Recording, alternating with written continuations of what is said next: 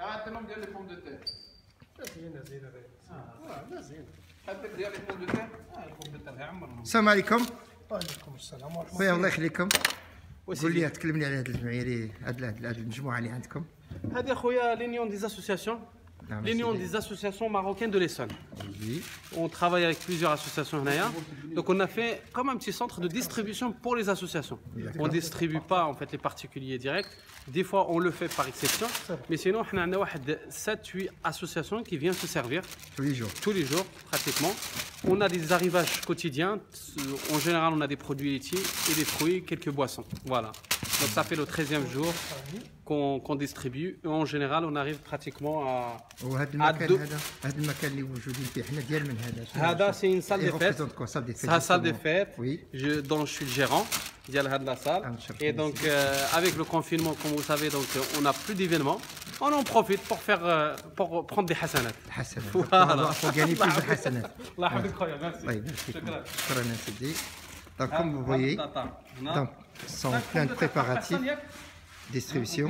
Donc je viens vers plutôt le responsable de plateforme. Je pense monsieur Ayoub. Ayoub, monsieur Ayoub سمعني.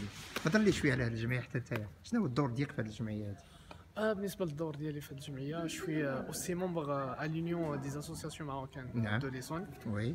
Où je m'occupe de postes logistiques, c'est-à-dire je suis responsable de la logistique et aussi de la réception des appels téléphoniques, moi et monsieur Mehdi Rachid. On reçoit les appels téléphoniques des associations et après on les planifie, bien sûr selon les arrivages qu'on reçoit chaque jour pour leur préparer des colis alimentaires. Et on a mis en place sincèrement une organisation logistique. Vous faites ça depuis tout le temps ou juste début du mois de Ramadan? L'idée, comment il est venu vers vous? L'idée est venue sincèrement déjà au début parce qu'il faut savoir que l'Union a fait pas mal d'activités pendant la crise sanitaire de Covid. On était les premiers à mettre en place une plateforme, pas une plateforme mais une cellule de crise en partenariat avec le consulat du Royaume de Maroc à Orly. Oui, j'ai entendu. On a fait la réception des appels pour faire le suivi, que ce soit les personnes qui sont bloquées ici, les Marocains qui sont bloqués, ou en même temps pour faire le suivi et l'accompagnement des personnes qui avaient des décès de leur famille suite au Covid, pour leur suivre au niveau des démarches administratives et tout ça. Et donc par la suite, les membres de l'Union, que ce soit avec notre président, M. Rakoub Mohamed, que ce soit avec notre cher ami Driss, c'est le membre très généreux, qui, si on est là, c'est grâce à lui. C'est lui qui vous a prêté la salle. Oui, c'est ça. Donc il a mis la salle à votre disposition pour que vous puissiez stocker quand même le parce qu'il faut savoir... C'est très gentil de sa part.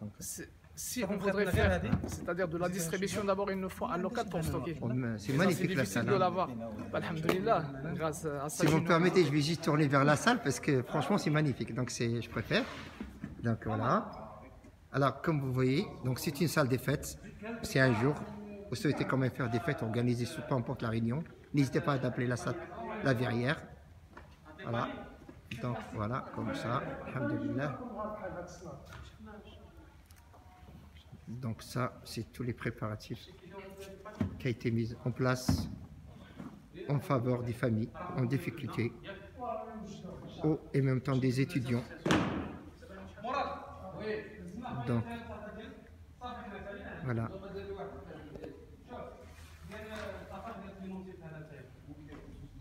Le reportage a été réalisé par Fincom TV, donc qui est présidé par Rachid El Mahdi. Pardonne-moi ce carton là. Là, je vais vous faire juste une vision de la salle. Ça, c'est l'extérieur. Et voilà, je regarde. En tout cas,